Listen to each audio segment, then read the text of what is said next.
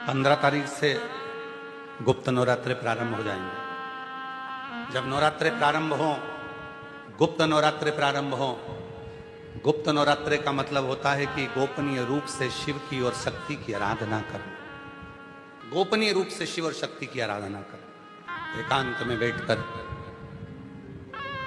कहीं मत जाओ।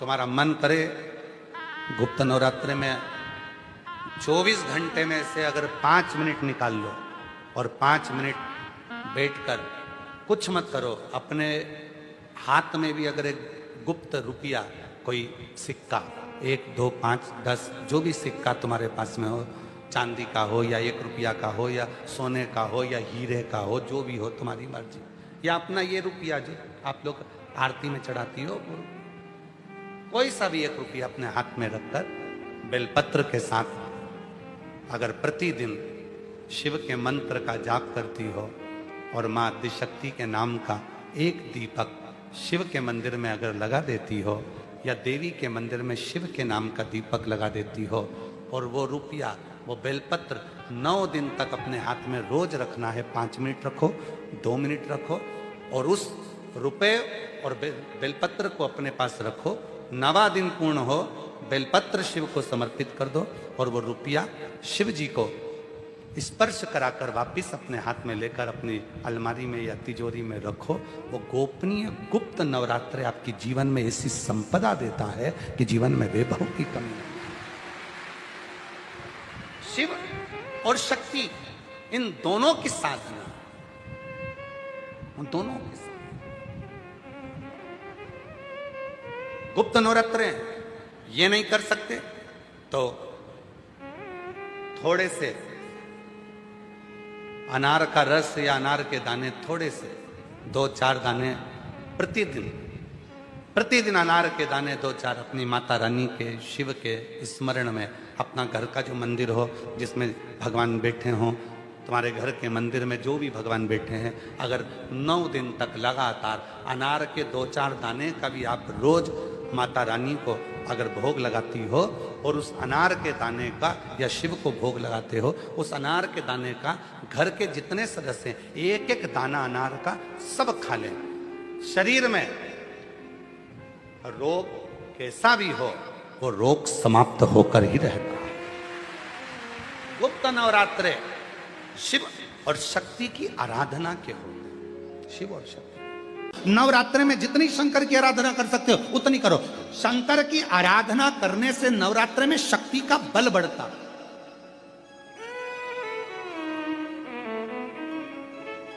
शक्ति का बल क्यों गुरुजी नवरात्र में शंकर जी की आराधना क्यों करना चाहिए? हमने कहा अगर माता रानी से जो मांगना है तुम्हें, अगर तुमने नवरात्रे में शिव जी की आराधना करिए, शंकर की कथा सुनिए, शंकर की आराधना करिए, शिव स्तुति करिए, शंकर को 1 लोटा जल चढ़ाया, मां आदिशक्ति तुम्हारे पर कृपा करेगी। क्यों? क्योंकि जिस स्थान पर शिवलिंग रखा होता है और जो हस्त कमल है वो मां पार्वती, जगत जननी दुर्गा भवानी है। जब हम जल चढ़ाते हैं, मां आदिशक्ति अंबा जगदम्बा 64 योगिनियों पर वो जल चढ़ जाता है और जगत जननी नवरात्र में प्रसन्न हो जाती है। वो जल की इतनी महत्वता है। आदिशक्ति को प्रसन्न करना है, नवरात्र में शिव जी को जल चढ़ा।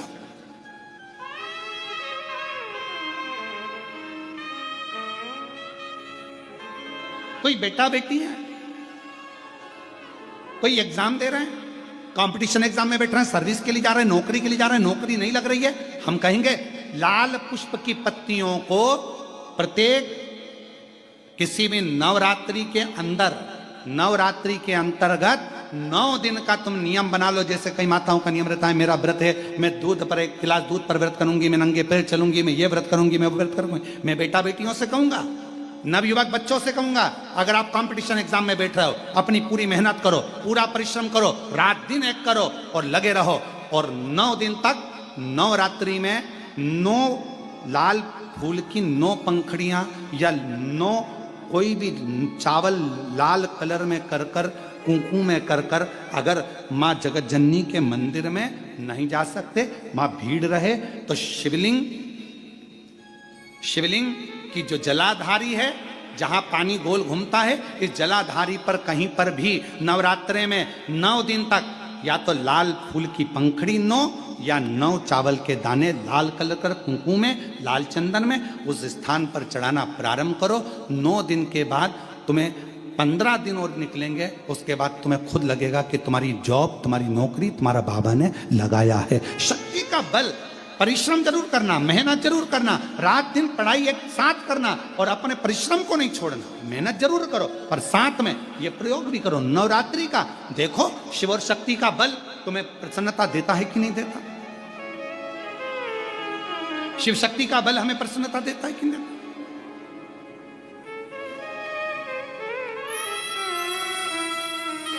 अब कई लोग ऐसे होते हैं, हम नवरात्रि आई है माता रानी को भज रहे हैं, जगत जननी दुर्गा भवानी को भज रहे हैं, पर शिव जी के मंदिर तक नहीं जा रहे, समय नहीं मिल रहा मंदिर जाने का, क्योंकि माता जी के मंदिर जाते हैं, माता जी को प्रणाम। अरे उस शंकर को पहले भजो, सवेरे उठते से ही पहला 1 लोटा जल शिव को, क्योंकि उसी के माँ जगत जननी हस्तकमल पर जल जाना जरूरी है। शंकर का चढ़ा वो हमें फल प्रदान करे, सुख दे, आनंद का।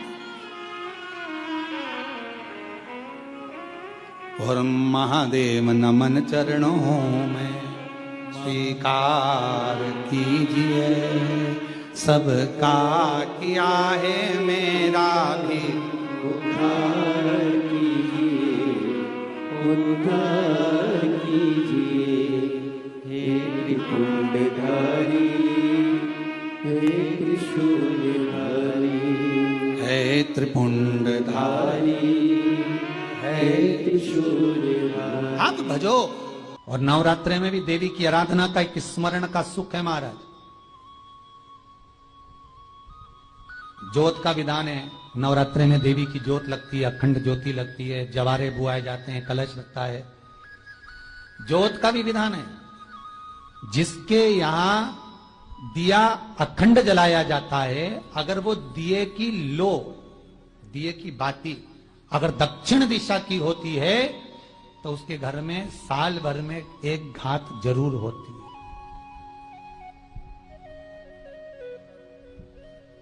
जो दिया अखंड जलता है उसकी बाती का मुख दक्षिण का नहीं होना चाहिए। अगर आपने देवी भागवत का स्मरण कराओ, देवी भागवत को अगर सुना हो, तो देवी भागवत में स्पष्ट किया गया कि पूर्व की ओर मुख करा हुआ दिया, अर्थात पूर्व की ओर ज्योत जो जलाई जाती है वो संपदा की वृद्धि करती है।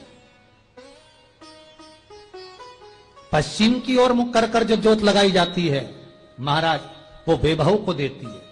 और उत्तर की ओर जो मुख कर कर ज्योत जलाई जाती है, उत्तर की ओर जो ज्योत का मुख रहता है वो आयु की वृद्धि करती है, घर में अकाल मौत को रोकती है।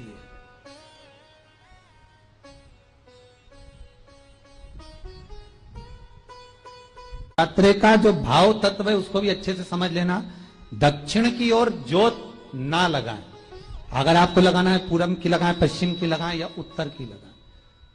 और जितने दिन महारानी जगदम्बा जगतधात्री दुर्गा भवानी, अब की बार माता जी घोड़े पर आई है, हर बार देवी बदल बदल के आती है, इस बार जो नवरात्रे आए वो घोड़े के आए।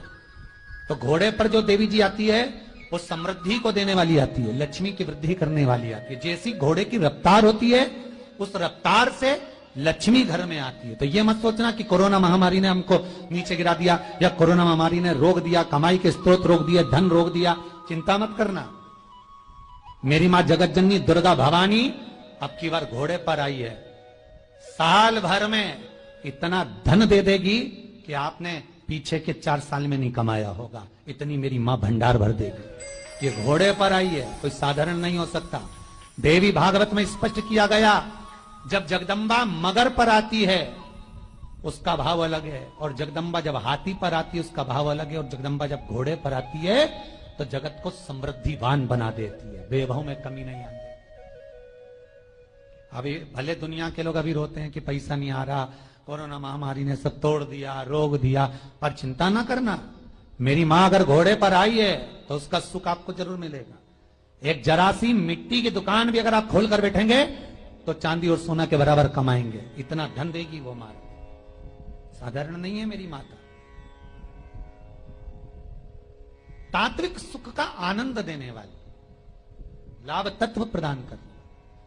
और नवरात्र में भी अगर आपकी कोई कामना है, आपकी अगर इच्छा है, आपका मन है, तो जगत जननी की आराधना करो। पति और पत्नी में अगर क्लेश है तो जगदम्बा के मंदिर में मक्खन चढ़ाओ, प्रेम बढ़ जाएगा। आपको लगता है कि पति कोई अन्य स्त्री से लगा हुआ है या परिवार टूट रहा है, तलाक तक पहुंच गया है, तो माता के मंदिर में आप ध्वजा लगवाइए, उस ध्वजा पर मक्खन लगाकर लगवाइए, आपको लाभ मिलेगा।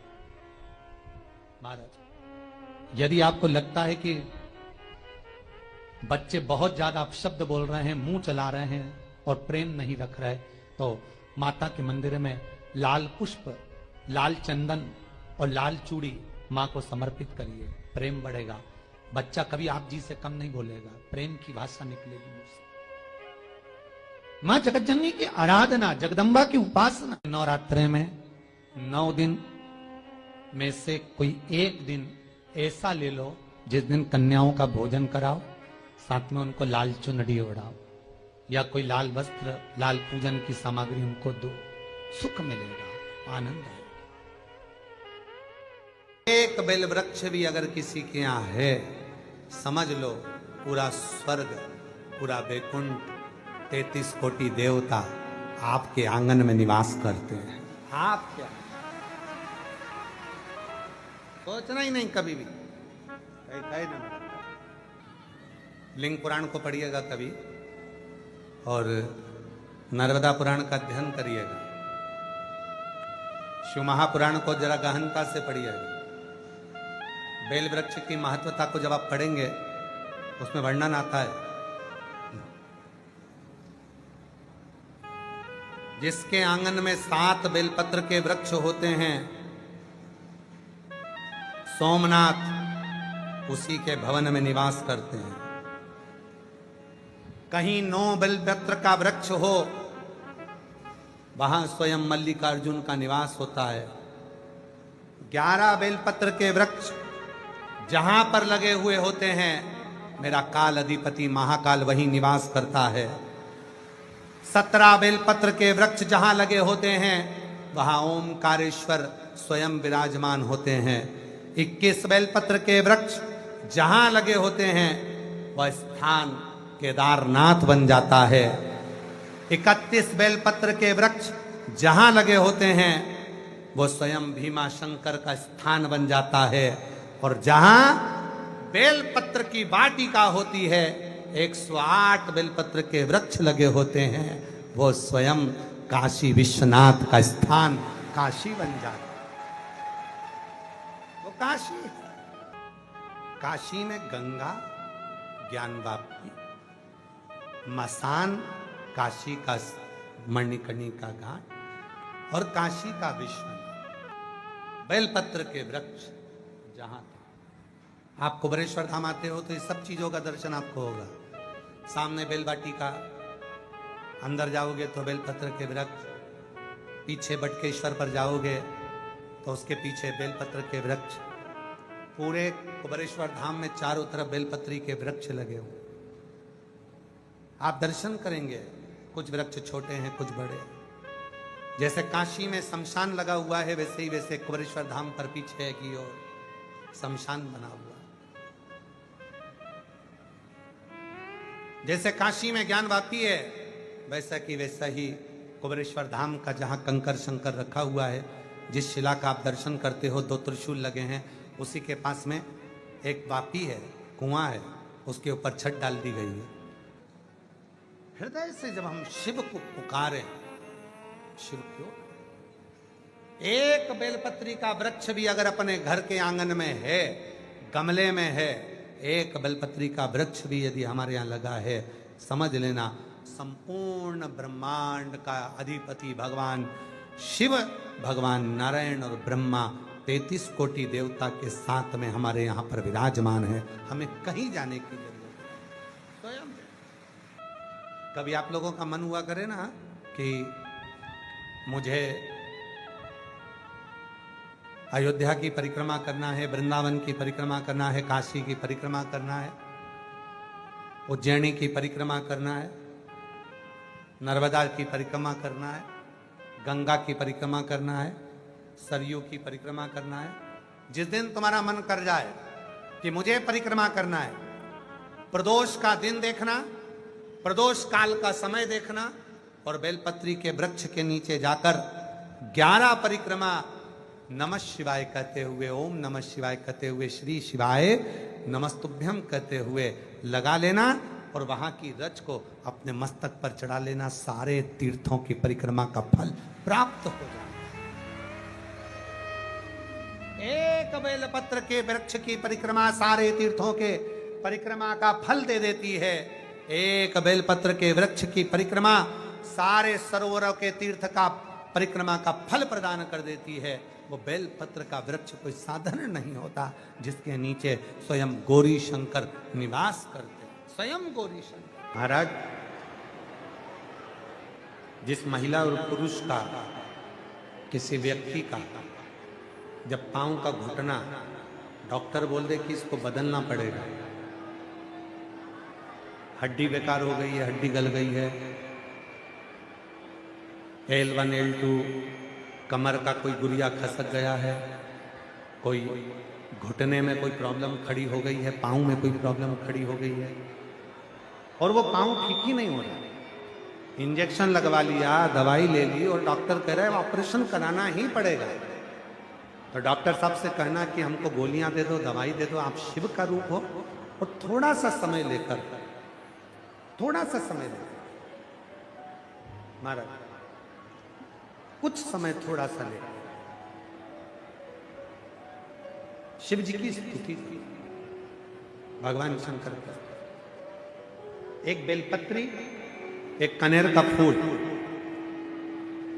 एक बेलपत्री, एक धतूरा, इन दोनों को दोनों हाथों में रखिए।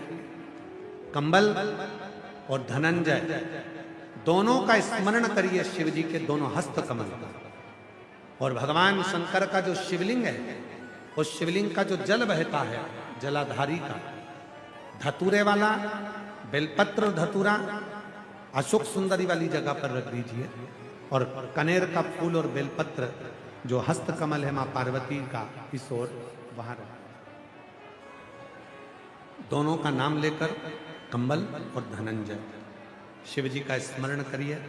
कुंदकेश्वर महादेव का नाम लीजिए, धतूरे को वहीं छोड़ दीजिए, कनेर के पुष्प को वहीं छोड़ दीजिए और बेलपत्र दोनों लेकर आ जाइए। दोनों बेलपत्र को, एक को सुबह, एक को रात्रि के समय पर,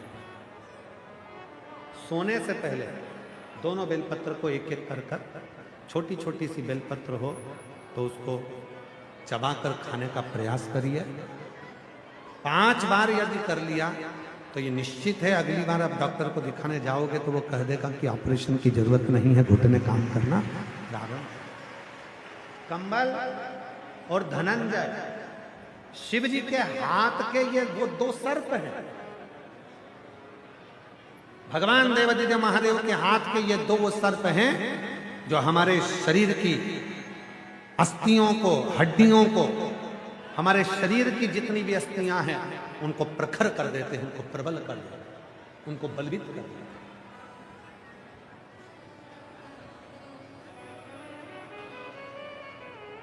फिर से एक बार नाम लेंगे, आप लोगों के स्मरण में रहना चाहिए।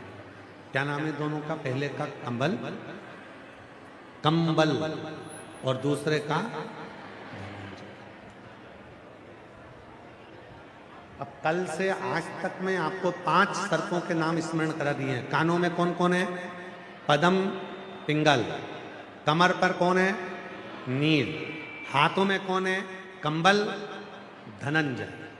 शिव जी के श्रृंगार में जितनी जितनी सामग्री है, भगवान शंकर के श्रृंगार में जितना जितना सामान है, भगवान शंकर के श्रृंगार में चाहे धतूरा हो, आंख का पुष्प हो, कनेर का पुष्प हो, बेल का फल हो, बेलपत्री हो, चाहे भगवान शंकर के श्रृंगार में चंद्र हो, चाहे भगवान शंकर के श्रृंगार में गंगा का जल हो, चाहे भगवान शंकर के श्रृंगार में चंदन हो, चाहे भगवान शंकर के श्रृंगार में भस्म हो, चाहे भगवान शंकर के श्रृंगार में चूरमा हो, चाहे भगवान शंकर के श्रृंगार में रोट का चूरा हो, ये जो भी भगवान शंकर को समर्पित किया जाता है इसमें फल बहुत है। उनका श्रृंगार और श्रृंगार का फल हमको देता जाता।